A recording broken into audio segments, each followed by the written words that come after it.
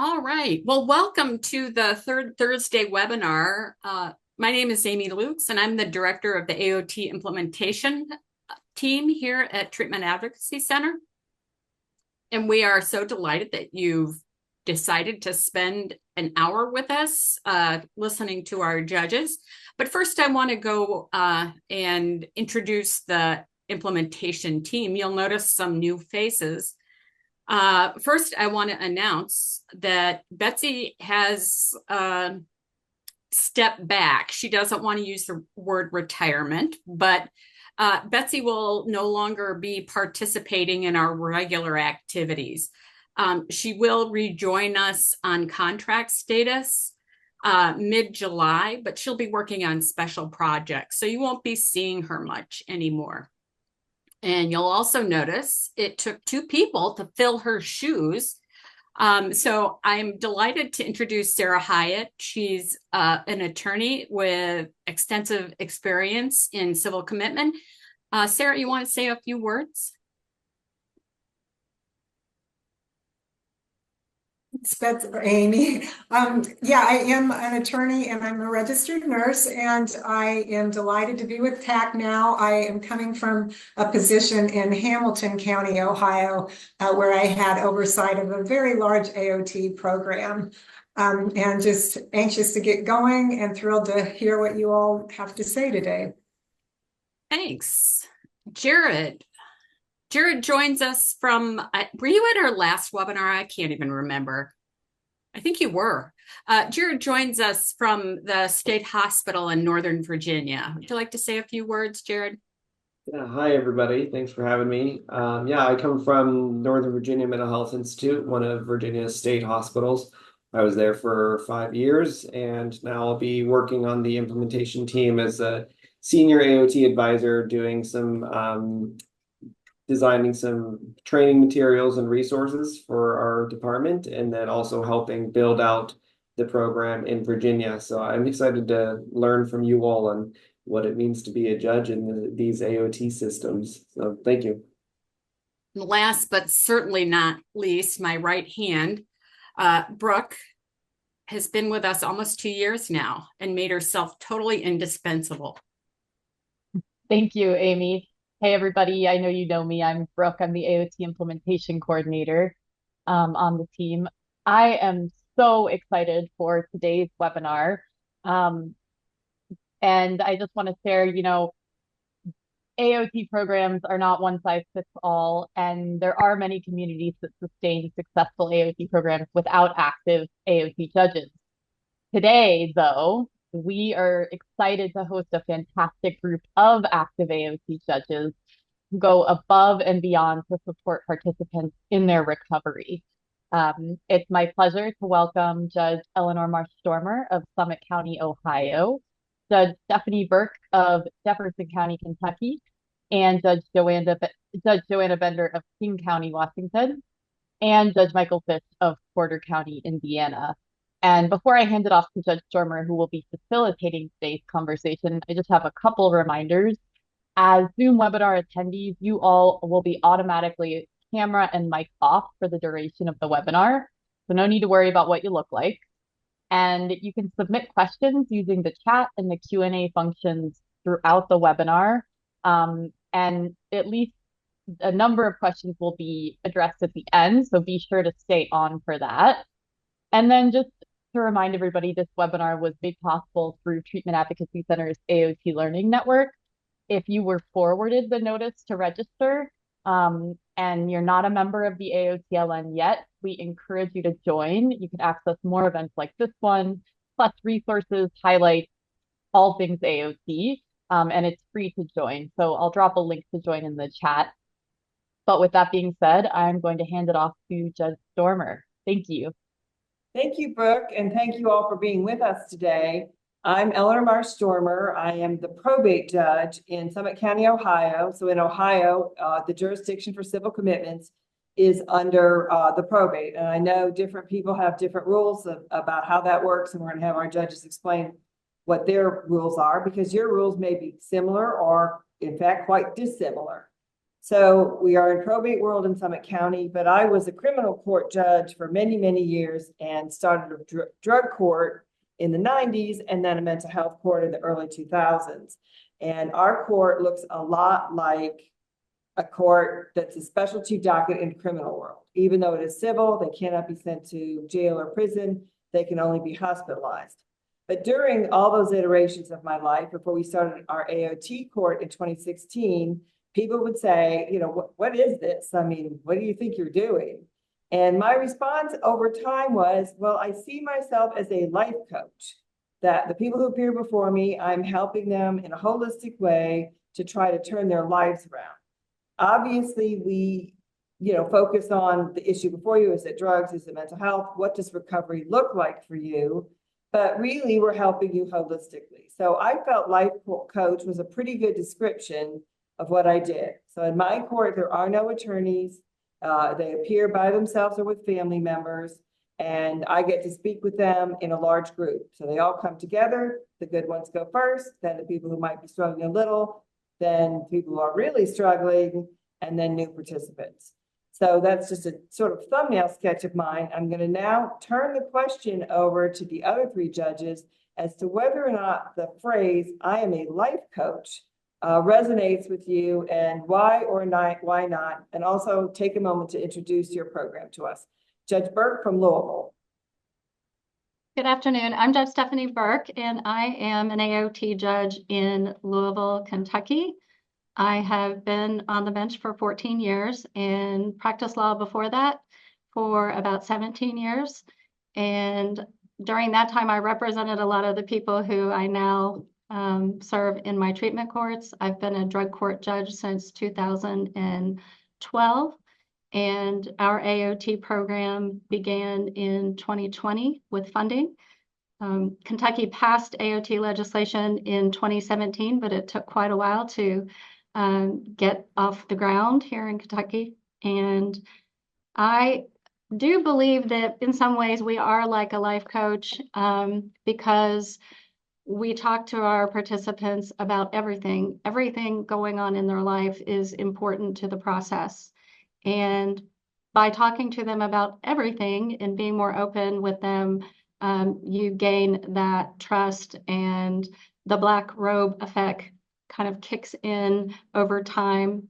So I strongly believe that this process absolutely works. I was not, something funny is Amy would tell you that I actually testified against the bill in Kentucky in 2017 on behalf of our Judges Association. That was not a very popular position, but we had issues with the way our statute was written. And we believed that it needed to be cleaned up before it was passed. And I was then sent to a SAMHSA training on AOT, and I met Judge Stormer and Brian Stetton and others with the Treatment Advocacy Center, and I am 100% behind this process now because I really believe in specialty courts, and this docket looks very much like our other specialty courts, although it really isn't much like the other courts because there is no stick. In Kentucky, our statute specifically says there is no contempt, and so there's no jail, there's no punishment that we can deliver for noncompliance. We just have to try to gain compliance through creating a positive relationship.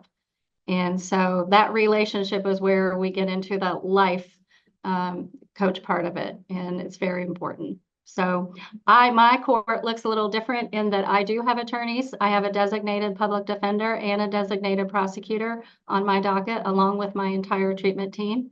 I sit in a table in the middle of the courtroom, not on the bench during our court. And I sit with my treatment team at a table, and the attorneys sit at the other counsel table. So it does look different than other courts and other specialty courts, but we've had quite a bit of success in the short time we've been operating.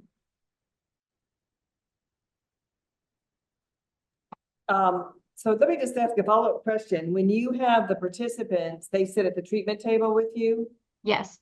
And are they one at a time they come in? Yes. We only bring one person in at a time. We feel that that's more, is more conducive to them being more open about their situation, and particularly when you're dealing with participants who are very paranoid or having, they're always concerned about who the people in the room are. And so we always try to make it a comfortable situation where they are aware of and they know everyone in the room.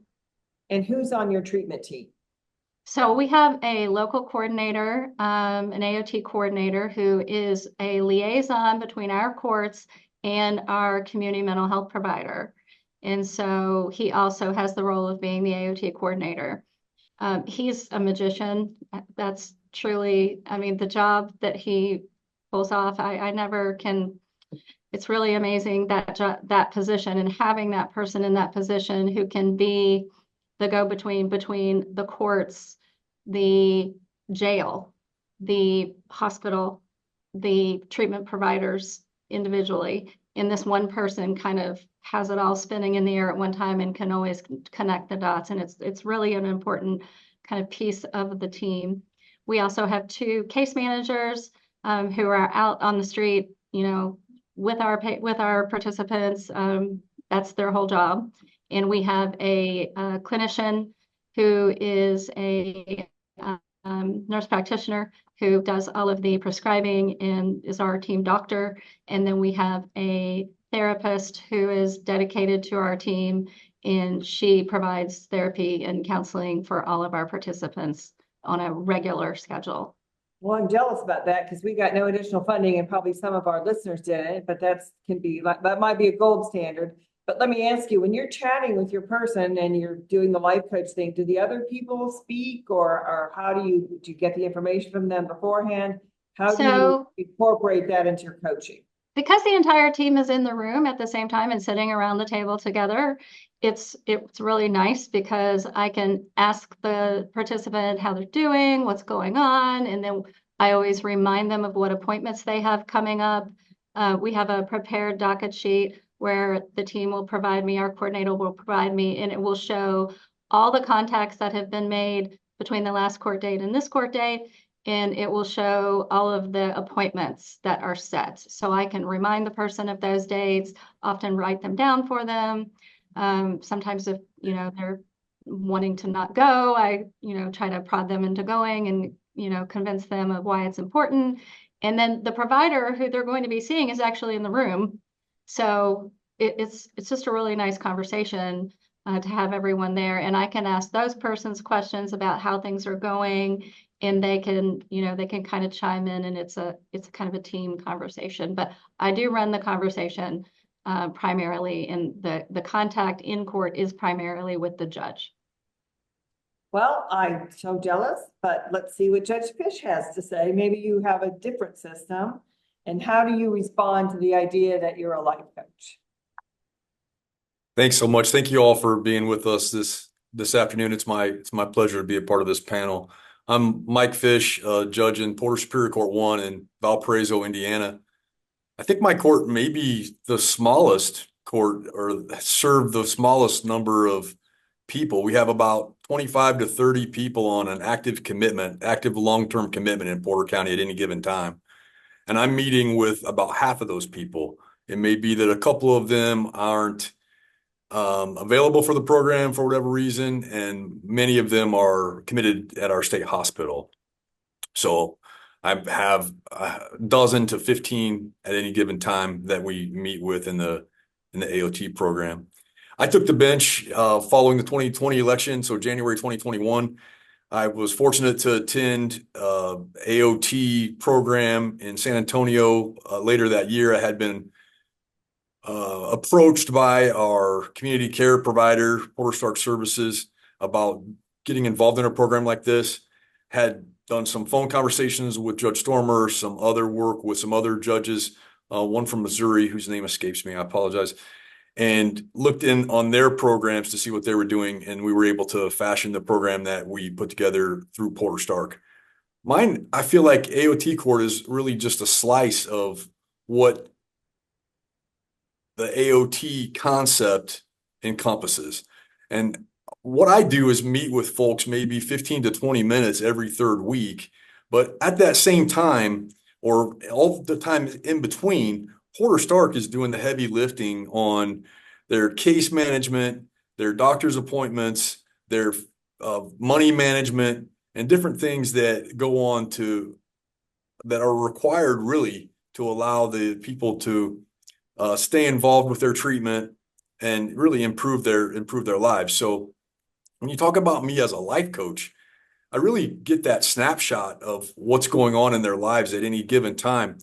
And I may be able to help remind them that it's a good idea to stop smoking, or I may be able to help somebody get a cat because that's their dream, is to own a cat and to be able to afford to have a cat and take care of that on their own.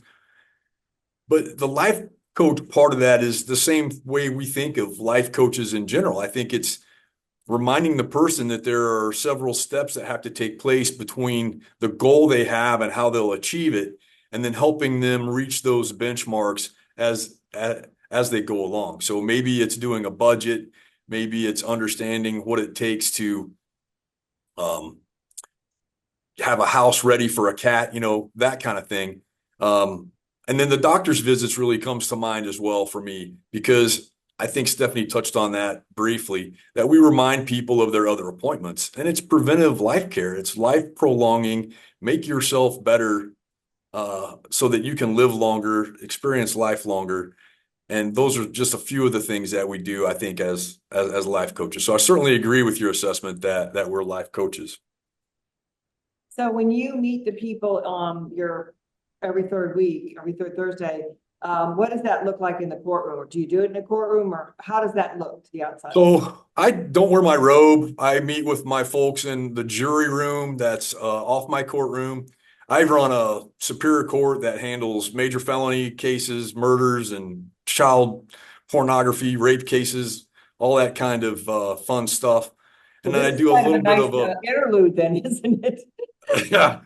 Yeah, I do some complex civil litigation as well. So we hold 7 or 8 trials a year. So we have a jury room. I meet with them in there. It's just the respondent. Hopefully I'll have their case manager available. They're not always there, but often they're there. I have our Porter Stark liaison, the AOT liaison, who does all the heavy lifting. I'm the beneficiary of his hard work, like Stephanie benefits from her folks. And then there's another Porter Stark representative there as well. They take notes. They give me notes in advance of the meeting so I can be refreshed and also have topics to talk about. There may be a life coach matter in there, like, HT was unhappy at Lifehouse and, got into a fight with a couple other residents. So I'll maybe explore that with them a little bit. Sometimes I have to get with the providers in advance and make sure that's safe to explore, because I don't want to inflame anything or escalate anything that may have already calmed down to such a degree that we don't need to talk about it anymore. But often I'll bring that sort of thing up. How come you're not helping with the chores? How come you're being a jerk to the other people in the residence facility? Those kinds of things come up. I do invite. Wants to know about the cat. Just on behalf of the audience, what did he get a cat? She got a cat. Absolutely. Absolutely. She got a cat. She did all the things that I helped her do, but she also had her case manager helping her do all those things as well. So you got to go to the Humane Society and pick out a cat or find cats that you like. You have to figure out how much it's going to cost to get the shots, yada, yada, all those things that we could yap about. But she got a cat. Yeah. Does she still have the cat? Far as I know, she graduated from my program. That's good. That's a success. Yeah. So do you have lawyers in your meetings? I don't have lawyers. I do ask family to come.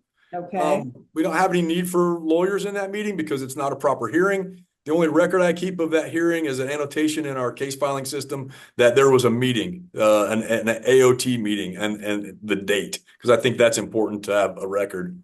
But no lawyers, no need for representation in there. There's no threat of contempt. There's no threat of any harm. In fact, if they wanted to come in, tell me that they don't care for me or the color of my tie and stand up and walk away and get out of the room, I would allow that to happen. There wouldn't be any hard feelings. I'd hope for them to come back the next time. Do you let the family members speak? Absolutely. Family members can speak. I did have an interesting case the last session I had a couple of weeks ago where there was some family there, and I had some judges visiting from our neighboring county, Lake County, as well. And it was kind of like Mo, Larry, and Curly kind of situation where the one guy was just feeding off the other two and two out of the three of them have pretty significant mental health issues. The third one thinks himself to be fairly well, but he was also kind of instigating some trouble between the other two. So it was interesting. But normally it's not like that. I do sometimes feel for a family who have worked hard with their loved one on their treatment, and their loved one will sort of excoriate them or tell them how much they've not been helpful, kind of give them a little bit of grief that is really unnecessary. So I think, have to bring them back away from that. Like, this is inappropriate. He's doing this, this, this, and this, and this for you. I'm not sure why now you feel like it's time to be angry with him because all he's doing is trying to help. So. All right, Johanna, who is joining us from the far, far reaches of Washington State. It's her lunch hour. So Johanna, we're happy you could be here. We talked briefly about life coaching. You've heard from two other judges. What do you have to say about that kind of a concept, please? Well, I just have to springboard for a second off of Judge Fish's wonderful story about the cat, and I have to tell you all about Bill the rat. So when I was presiding over our mental health court about 10 years ago, I found out on the day of graduation, I did not know sooner because the team was smart enough not to tell me, that Bill the comfort rat had been coming to court every other week in the satchel of one of the defendants and just staying very quiet in the satchel and not peeking his head out. I had heard about Bill the rat throughout from probation, but I had never met Bill the rat and did not realize that I had been in Bill's vicinity this whole time. So then on graduation day, Bill sort of took a victory lap around the courtroom. In terms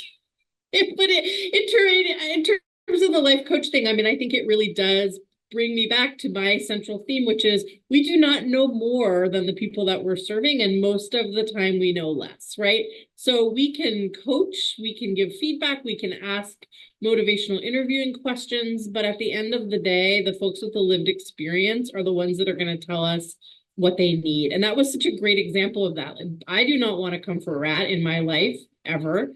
I have a dog that I'm super fond of, but Bill the comfort rat was a big, big deal to this guy, a big deal, and really did provide him a tremendous amount of emotional support. So I found myself fondly as fondly as I'm capable of remembering a rat, I find myself remembering Bill on this day. But I'm Johanna Bender. I'm a judge in King County Superior Court. I think one of the distinctions, and maybe a worthy topic of some further discussion today, is that I'm from, I think, a much larger jurisdiction than the other judges who are on this call, which has its pluses and minuses. We have access to some resources that I suspect some of you do not, but we also have incredibly complicated web of stakeholder groups that we're working with. I don't have one mental hospital. I have probably a dozen, plus a bunch of emergency rooms in the area as well that are taking in folks on an emergent basis. So it's a very complicated network of stakeholders. I've been a judge since my 13th year. I started in our limited jurisdiction court, and then about 8 years ago, transitioned over to our general jurisdiction trial court. During that period of time, I've served in mental health court, veterans court, what we call DOSA court, which is a review calendar for folks who are getting a substantially reduced prison sentence in exchange for intensive drug and alcohol treatment. And then I served for an entire year just hearing involuntary treatment petitions for folks in mental health crisis. And then following that experience, I was one of the lead architects of what we called the Recovery Pilot Project, which was our first foray into what you guys would call an AOT model. And we're currently in the process of standing up a more permanent version of that program, but it hasn't launched yet. I agree strongly that we are life coaches. I won't repeat the very insightful comments that have already been made. I think as I started with, the only comment I would end with is that to me, being a life coach has a very significant component of listening to and responding to the needs of the people that we're serving in a way that is going to be most meaningful for them. And I certainly hear echoes of that in the comments that others of you have made as well. Oh, you're on mute there. I think that's entered the Oxford Dictionary lexicon as the statement of recency, which is you're on mute. Sorry about that. So when you talk about stakeholders, one of the things that we have in our court, which is really helpful to us, is we have representatives from our local National Alliance for the Mentally Ill, or NAMI. And they can meet with family members in that moment when the people are there and offer opportunities for support for the family members. So when you talk about your stakeholders, Johanna, are you including people who are family members? I did note that there was a comment about family members. So let's just talk about how the life coach can use the family members or support the family members. Johanna? Yeah, I'm so glad you asked that question. We don't have NAMI present, although I worked with them and have over the years many times, and I'm a pretty huge fan. What we do have in Washington, and I don't know if this is a model being used in the other states represented, is we have peers. Does that term of art mean something to other people? I see nods. Okay, so just in case we have folks in the audience who aren't familiar with that, in Washington state, a peer is someone with lived experience in the behavioral health system. They've either been involuntarily hospitalized, or they are in recovery for a substance use disorder, often both, who've achieved a certain level of stability over a certain period of time, and then they take classes to become certified and eligible for pay to serve as peer coaches for folks that are also in recovery. I will say in our program, the peers were the secret sauce. Without the peers, I do not think we would have been a successful program, because I can give feedback all day long about taking medication, for example, but I do not have a psychotic disorder. I am not managing delusional thought processes or auditory or visual hallucinations, nor am I managing the side effects of those medications. So to have a peer who can say, you know, here's the journey I went on when I was managing my medication. How can I help you support you on that journey, so that you can get the benefits without some of the detriment that I had to experience? It's just worth its weight in gold. So before I ask the other ones that same question, are your peers in the room, or as envisioned, will the peers be in the room? Yeah, so we launched during COVID. It was all on Zoom, but Right. the peers were meeting with, and what the peers did, I just want to briefly give a couple of examples, because it's, again, it's all about listening to the needs of the patient. We had one patient who was very low functioning intellectually, had a very difficult time with any sort of high level analytical conversations about managing her illness, but she loved art. And so my peer, who also loved art, would bring her watercolor kit out to the adult family home, and they would sit and they would paint together and just have that time of peace. I had another peer who was in recovery for a substance use disorder, and he had an app on his phone that tracked every new day of sobriety, and he helped one of our participants download that app. And that participant kept calling in months after we lost jurisdiction on his case, because he just wanted to share with us what number he had gotten to on his app every single time. So what they did was both inside and outside the courtroom. But to answer your question, yes, they would log on every time and give feedback every time about, you know, how proud they were of the participant and what they had seen that participant achieve in the week or two since we had seen them last. Yeah, we're trying to get funding for peer support. We don't have it. But to go back to the stakeholder question, Judge Fish, do you have NAMI around? How do you deal with your stakeholders in terms of how they support you as a life coach and how you can support them? So I think NAMI's involved, but through Porter Stark. So I defer a lot of this to the work that's being done at Porter Stark. As far as stakeholders, it really is through the program and the way that they're now handling mental illness at our community care provider. So Porter Stark had what I believe was a pretty significant culture change when they got involved with assisted outpatient treatment. And it became sort of a mantra of how to handle patients and how to treat people as people rather than patients or mentally ill. So it changed, I think, their whole lexicon, the whole way they do business, the way they talk to people about treatment, the way they talk to people about coming to AOT court, or the way they talk to people about whether they might consider signing a waiver for continued commitment or taking their medication. I mean, different things like that.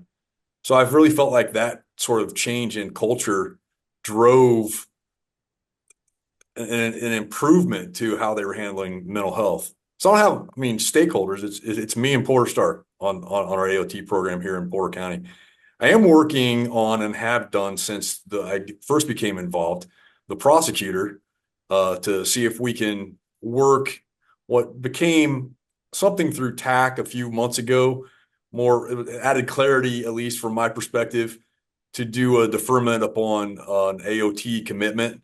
You know, if they qualify for a commitment, if they're a danger to themselves or others, or they're a person who's greatly disabled and they qualify, they truly qualify under the law, there's clear and convincing proof there, then we could get them involved. And then there's a possibility of the prosecutor deferring their case, deferring prosecution for some period of time. Problem with that, I suppose, might be that some folks involved in mental health treatment remain in mental health treatment for periods of time that greatly exceed the time where you normally would have a 6-month or 1-year deferment period on a deferred prosecution. So there's some struggles there, but that's an issue all over the country. More and more people, Ohio has got a task force. Lots and lots of people are responding to the TAC competence restoration versus AOT. I will tell you, in my county, they just discovered it, and they started a work group without me, which the whole purpose was to get people out of the jail and into my court. And I was like, no.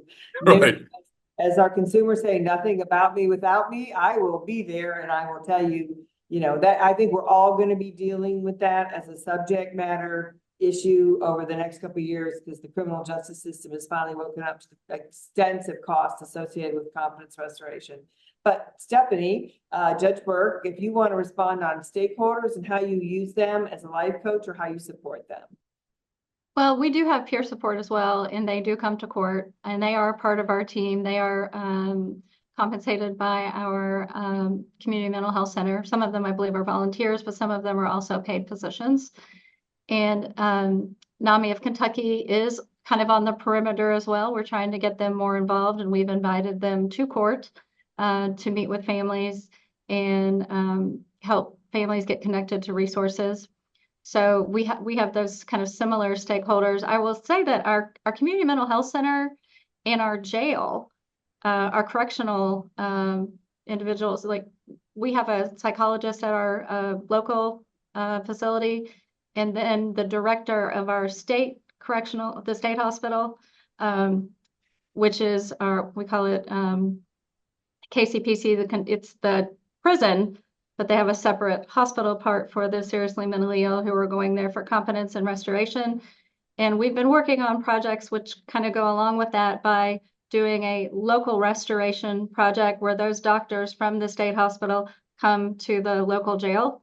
And so they're getting the treatment from the same professionals, the same providers, just locally. And so they're not waiting 6 to 12 months to have to go get their evaluations and their treatment. So it's really, that's been a success for us. And we're kind of in the midst of that, like growing that program. I would say that the Community Mental Health Center is completely bought in on this process because they work with it from both the hospital side where petitions are coming. Our initial grant through SAMHSA only allowed us to take petitions from the hospital, but our Community Mental Health Center and our Cabinet for Health and Family Services, they stepped up and provided us with slots for persons from the jail. And so we're trying to divert people who are regularly incarcerated. And actually, we went back and changed our statute and cleaned it up in 22 to expand the criteria for AOT to not just include looking at the history of hospitalization, but it now also looks at the history of arrest and incarceration. And so we are really trying to focus also and kind of flip to that deferred prosecution practice as well, because we know that a substantial number of the individuals who should be in our program don't make it to the hospital. Right. They just keep making it to the jail. And we're trying to reach those individuals. How many people do you have in your program right now? Almost 50. About 50. And there was one more question, because I know it said something to Judge Fish said. So you've got 50 people and you have a dedicated treatment team for them. Judge Fish has 25 people and is able to work his court primarily with the liaison who fills him in on a lot of information. And Johanna's program is in the works, but will involve a lot of peer review. Did you get pushback when you were doing this? I mean, now you say everybody's on board. Did you get pushback with this concept?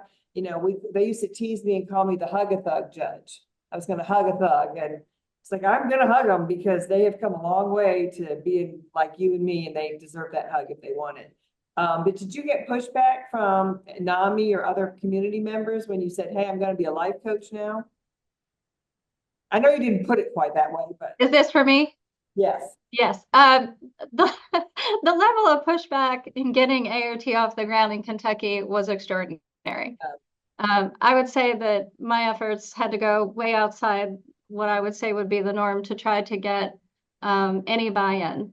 And there was so much politics to it. You know, when our governor's office was trying to shut it down, because he was, you know, upset that he had been vetoed on the statute, that his veto had been overridden. He had vetoed the statute when it was first passed, and they overrode the veto that night. So, you know, we don't have that same governor. I think we all experience that level of politics on some level, no matter, you know, if it's a new program or you want to change the statute. I mean, we all have to live in that world. And we need to do that. Just go, you should calm down now. I have a husband who does that for me. He goes, you need to calm down now. You really do have to go all the way through. I mean, you really do have to have buy-in from a lot more partners than you would expect. Yeah, and I think part of our role is to, you know, we do have the power sometimes to assemble stakeholders.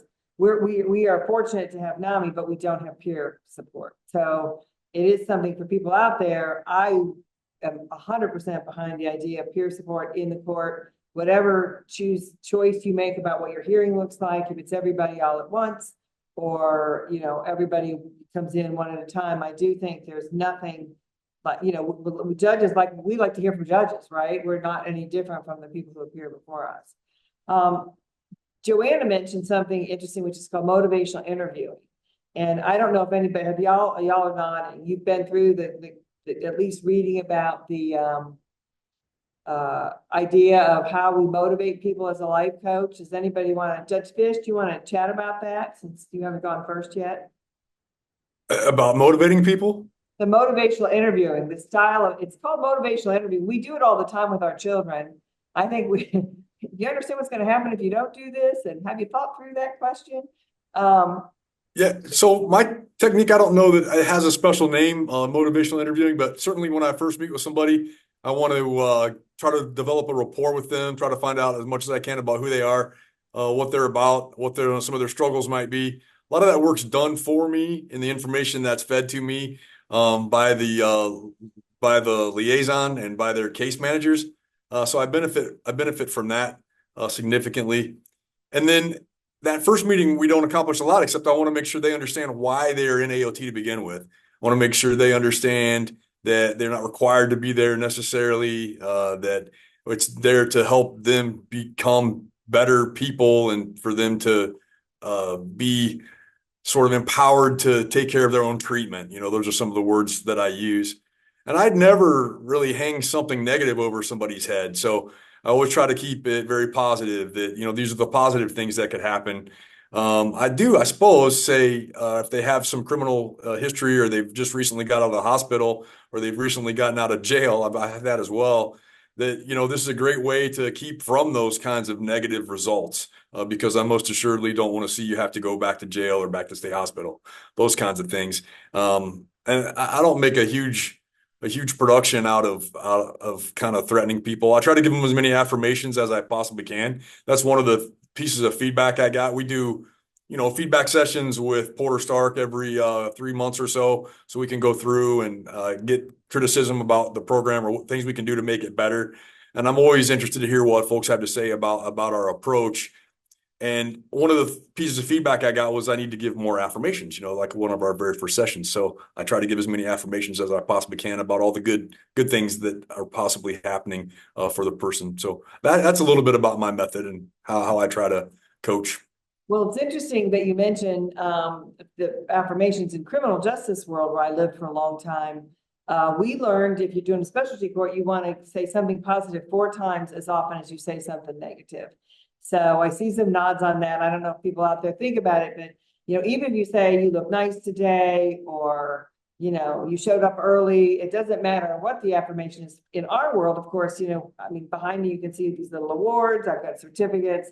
You know, we get a lot of affirmations in just our daily life, but for many of our participants, an affirmation is, you know, worth its weight in gold. So I think that's a very good life coaching tool. But you mentioned something, Mike, that I want to ask Johanna to respond to now, which is about empowerment. So I actually had a participant tell me that, you know, he finally felt empowered to take charge of his own decision-making. Johanna, how do you see that fitting in, this idea of empowerment in your role as a life coach? I think it's one of the central tenets, right? I mean, if we're really engaged in a trauma-informed practice, then in a patient-centered practice, then what we're saying is, what does your life need to look like for you? Obviously, I have certain rules. Your life cannot involve, well, I'll give an example. So I had a client, this was back in mental health court, so not AOT, but very similar patient population. And he had some very fixed delusions around his relationship with God. So that was a very central relationship for him. I am not suggesting that people who have a relationship with God are delusional, but this guy also had some fixed delusions. And so we tried to get him housing, and he refused it because he needed to sleep in the local church where they had let him sleep for years on end. And that was closer to God for him. That was very important. I was like, great, fine. As long as you're safe there, that's awesome. And then God gave him what he called promptings. And what that meant to him was that God would tell him to go walk, 10 miles a day throughout the city on these routes that God was prescribing for him. I will say this patient was in better shape than I will ever be in my entire life. But so that was fine too. I was like, great, go for a long walk. The problem was sometimes God was telling him to walk down the middle of our most busy arterials. And so then we needed to talk about, okay, well, how can I honor your relationship with God, which I don't want to interfere with and which I completely respect, but still have some safety boundaries so that I know that when you're following God's promptings, your body is also safe and the people around you are safe. And so we came up with a safety contract, which involved that with these promptings, he needed to stay on sidewalks. And he was able to contract with me for that. And we were able to reach a resolution where he was able to honor his relationship with his God and the mandates that he was receiving and still do it in a safe way. And I think that's empowerment, right? He doesn't need to live the life that I live. I don't have the same relationship with God that he does. It doesn't matter, right? I kept him out of the middle of the street, and he was still able to be empowered to keep that relationship as the central relationship in his life, which was profoundly important for him. So again, I think it all comes down to listening to the patient, identifying what their goals are, what their needs are, and then figuring out if you can help meet those needs in a way that is still safe for the community and for that person. Well, let's move on from that, because what's our big issue all the time? It's anosognosia. It's sometimes people walking in the middle of the street or feeling they have to eat something that's dangerous or not taking medication because they have side effects. But, what do you think about that, Stephanie? When you talk about empowering, how do you think of yourself as a life coach in regards to giving them the power, but also addressing the absolute unwillingness to take the medication because there's nothing wrong? When we were talking about motivation, I was going to say something about this, and this plays right into it, is that I often feel like I'm bargaining with them. And we've gotten pretty good at it. And I ask every participant every time I see them, is there anything you need that you don't have right now? And I never know what they're going to say. It could be anything from, I need a sweater, I need something warmer to wear.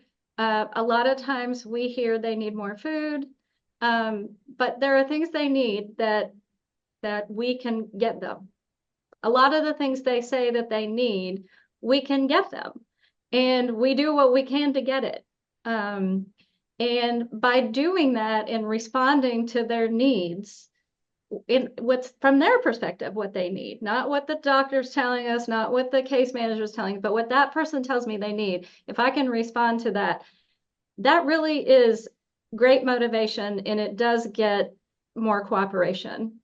So you say, we want to help you with that. Would you be willing to take the medicine in order, you know, to make it easier for me? Yes. So for example, we have a guy in our program who is, you know, he's the poster child for anosognosia. He does not believe he's sick, and he has never voluntarily taken medication in his ever. And so he's very known to be very prone to violence, and he's a really, really difficult case. And he came in, we got him to court. We struggled to get him there. And so once I got him there, I just kept trying to engage the conversation. And he's very symptomatic and all over the place. But I started asking that question, what do you want? What do you need? How can I help you? What can I get you that you need? And he told me he needed some food, that he didn't have enough food. And so I was able to give him a Kroger card for groceries. And he told, I mean, we've sent pizzas and things like that for people who we're talking to on the phone and they say, I don't have anything to eat. And then our team will go get them groceries. I mean, but with this guy, that conversation continued that day until I said, will you take your shot? And he agreed to go back and sit in the back of the room with the doctor, and she gave him his injection for the first time voluntarily ever. And he took it right there in the courtroom, and we have continued that process with him. He's coming to court, we have that chat, and at the end he gets his injection. And that's, you know, I tell other people, this doesn't look like other things you see. You know, I have deputies in my courtroom who think I'm crazy, and they're always like, gosh, we don't know what she's going to do today or what's going to happen in here today. But that made me feel like complete success, because he's, over time, with him continuing to get his medication finally, he is improving. His symptom burden is reducing, even although slightly still highly symptomatic, but we measure success differently. Well, we do. And I think, you know, I tell people, I used to think the most fun you could have in a row was drug court. And then it was mental health court. But I really think this is, because these are people who, you know, it's really through no fault of their own. They haven't even made a mistake that got them in jail. You know, they really are the least of our brothers in a lot of ways. And I know I applaud the whatever works thing. Mike, anything you want to add to the bribe aspect of what we do as a life coach? I was lucky to be in San Antonio, like I said a couple of years ago, and Xavier Amador was there speaking, and I bought both of his books and got really involved in trying to figure out or decode the LEAP system that he promotes. And I think I've got a fairly good handle on it when I work with people. So the end of that P is to partner with them for some type of result, for some type of beneficial result. And what I have are people, anosognosia people, like there's always some excuse why they can't take the shot, right? It either doesn't work, it makes them worse, it's killing them, it's injecting chips into their bloodstream, I mean, nanobots, whatever it might be. And I always give through all the LEAP steps that Dr. Amador had put forth. I sometimes mix his names up, sorry. And it's been very, very beneficial for me. So at the end of that, if we can get them to take a shot, that's great. I don't have shots in my courtroom though, Stephanie. That's fantastic. I mean, if that works, definitely, I think you should stick with it. And on another note that you brought up, like I don't have security in my court either. I wanted to point out that my staff, as soon as we got the AOT court going at the beginning of 2021, the folks would come in to check in for AOT, and we have, you know, dozens of people coming into court to check in for different things all week long, all day long. And my staff's like, you know, these AOT, these mental health people, they're some of the nicest, sweetest, most well-behaved people that we've ever dealt with. And they were really happy to have them in court rather than just on a video screen where we had seen them before. So a big improvement there. And if I can partner with people to do things, quit smoking, take your shot, go see your therapist, go get your cholesterol pill, I mean, whatever it might be, I think that's beneficial for them. So thank you.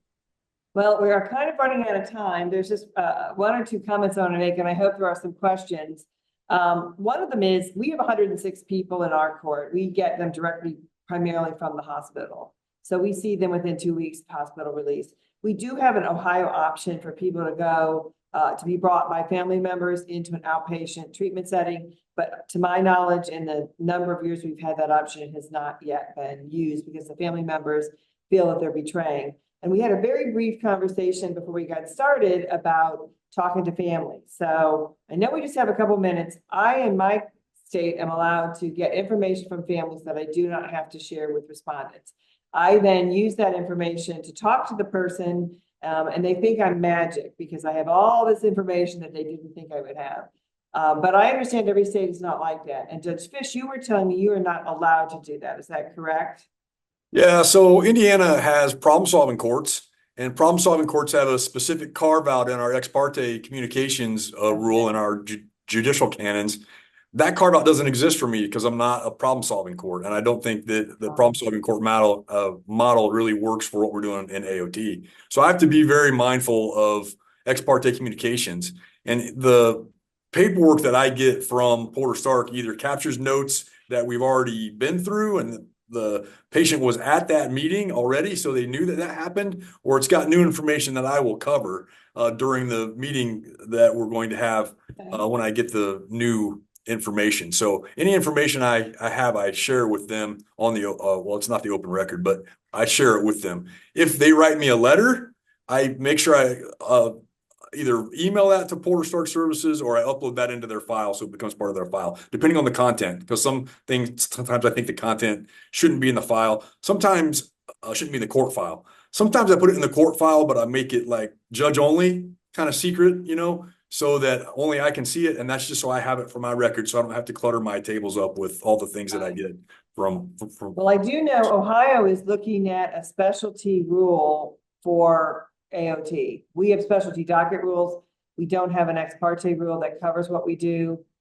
We have 88 counties. Many of the programs are similar to what I've described, but different. Stephanie, are you allowed to share with, are you allowed to get secret information and keep it to yourself, or what are your rules? We have specialty court rules just like you do. And so we do have the ability to have those ex parte communications more so than we would on a non-specialty docket. I also keep a judge's file.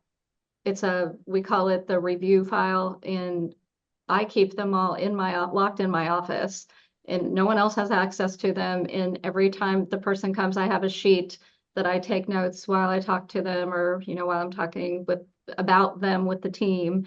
And so every review of that person's case is documented and kept so that we can look back and say, oh, you know, it's been one, we can track our progress, but two, we can also, you know, make sure we keep all that information, because it is important to have that continuity of care and to, you know, be on top of it when they come in, that you don't forget things.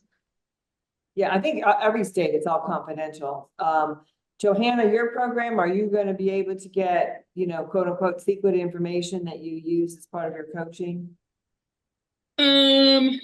Probably not. Washington has very, very broad rules, very strict rules about open access to courts and about the fact that everything we do has to be on the record. We don't even have sidebars for the most part in Washington state. So there are some exceptions for treatment courts. There is no appellate law right now on whether AOT is a treatment court. Well, the way we ran the pilot a couple of years ago is we did have a staffing that involved the lawyers. We do have lawyers. We have a public defender for every client. So we had a prosecutor, the public defender, any involved social workers, the peer, the program manager, and myself would get together and staff the cases for several hours. And then we would have the hearings on the record. And so, yes, family could weigh in, but it would probably be it wouldn't be calling me up or talking to me. It might be a conversation that the peer had. In fact, that happened a number of times where a peer or a social worker chatted with a family member, and then that information got shared at staffing. But no, we're pretty cautious about putting everything on the record. Well, you know, I'm sure the people listening have a lot of different rules, but I hope this has been helpful in giving you a couple of different viewpoints. I think the big takeaway for me from some of this is a comment that Judge Fish made about getting the culture change in his mental health provider to say, these are people. These are whole people. They're not just an arm to be jabbed or a mouth to be filled with medicine.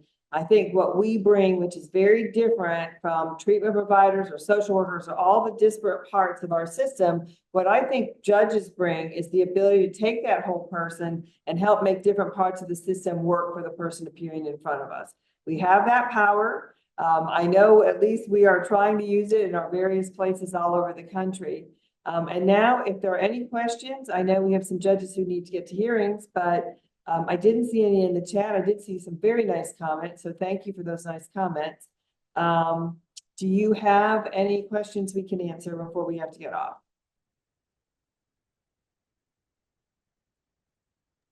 No, we just answered all the questions. We are so great. As my son. Can I just make a quick plug since we don't have any questions, which is when we were interested in doing an AOT type court in our state, we actually took a field trip to Ohio. I met Judge Stormer, but I saw 3 different versions of AOT in 3 different jurisdictions, all run very differently. And some I thought had models or programs that we would find very useful in the Seattle area and others less so, but just getting a sense of what this actually looks like in action can be incredibly useful, because I think it's a little bit difficult to conceptualize it until you see it. And I'm struck today that I have 3 peers on this call who are all highly, highly capable people, but who are all clearly running the program slightly different from one another and slightly different than the way we did it. And so I would really encourage that kind of field trip if you're able to get it funded and take a look at what's going on. Yes, and I'm sure that we would all love to see you. We've all had visitors. We look forward to visitors. We have one question, which is how does one graduate? In my court, they graduate by finally, and we hope, acknowledging that medicine makes a difference for them, but they can also literally just time out. So they can be with me for up to 5 years with repeated continued commitment hearings. But usually by the time they get that long, they are willing to say medicine makes a difference. Judge Burke, how do you graduate? Same, people often time out, but what we have found is that many of our people who are having the most success don't want to. They want to continue. And so sometimes we kind of have to give them lots of support to the point where we'll extend their commitments, and they do that voluntarily. Mm-hmm. And then when we get through that period and they're still doing well, we do try to make a big deal about the fact that they don't need us anymore, but we're not going anywhere. Yeah, we tell them you can always call, and they do. Yes. Sometimes. Yes. Judge Fish, how do they graduate? So if the doctor decides they no longer need a mental health commitment, a long-term commitment, then they'll graduate. When the existing commitment ends, we'll buy them a cupcake. We'll make a big deal. Talk to them about, how do you plan to make sure you manage your care going forward? And then they're graduated. Yeah. So the next question is the answer. I would love somebody to answer this actual question. I'm going to answer the second part. The question is strategies to engage houseless clients. They get some resistance around working with unhoused people, or more so substance abuse concerns. Do you recommend including substance abuse in AOT or leaving it out? I strongly recommend leaving it out. People whose primary diagnosis is substance abuse, even if they're using it to treat mental health. Having been in a drug court and a criminal mental health court, I had great success with people who are dually diagnosed. I have had very small success in a civil program in encouraging people to get off drugs. But I will take people who are primary diagnosed SMI with a small substance abuse disorder. And I'm going to let somebody else try and answer that house question, because we have homeless outreach, but we have a terrible time really engaging people who are unhoused. Go ahead, Johanna. So this gets back to my comment earlier about large versus small jurisdictions. So we have 5 or 6 large nonprofit community mental health providers, plus a number that specially served specific populations like LGBTQ communities, Spanish-speaking communities, et cetera. And one of those in particular really has as their service delivery model that they go to where the patient is.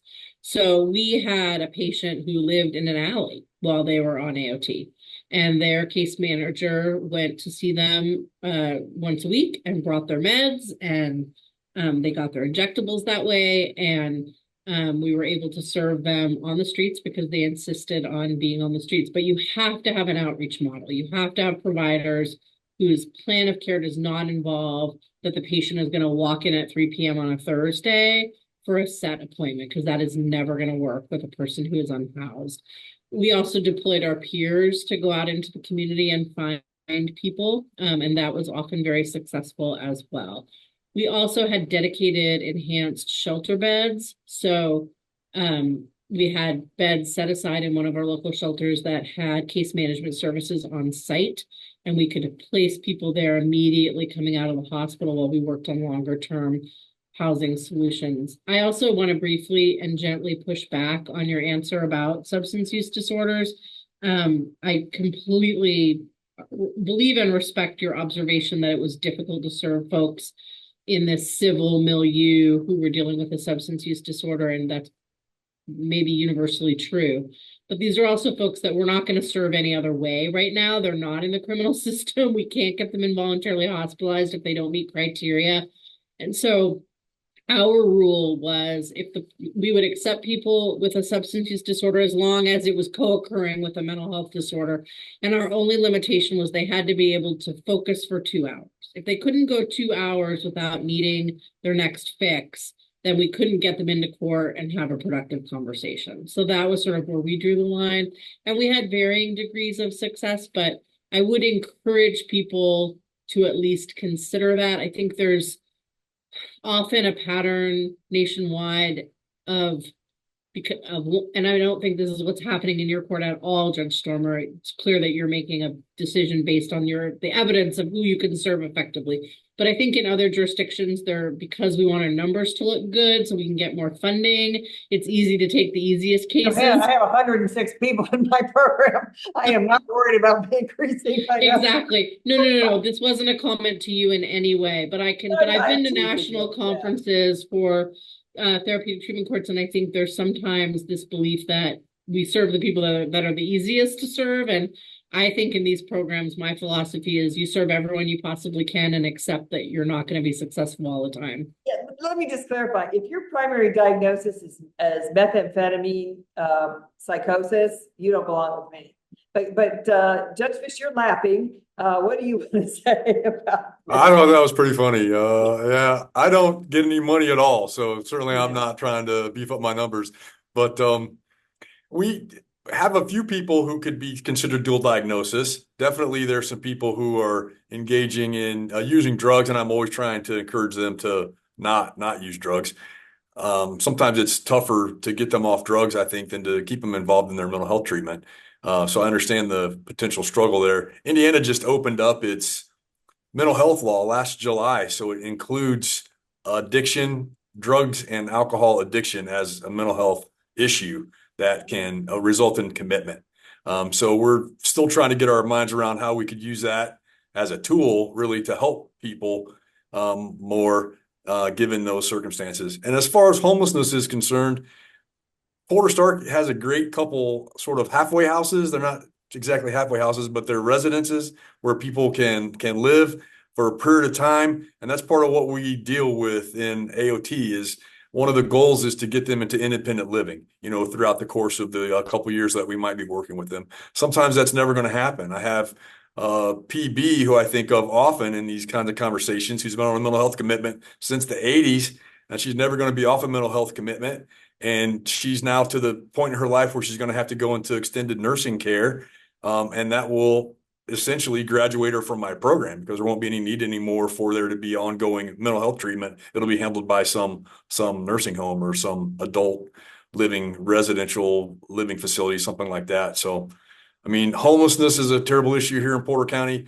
They recently expanded our women's shelter in part of the county, and they're building a new men's shelter.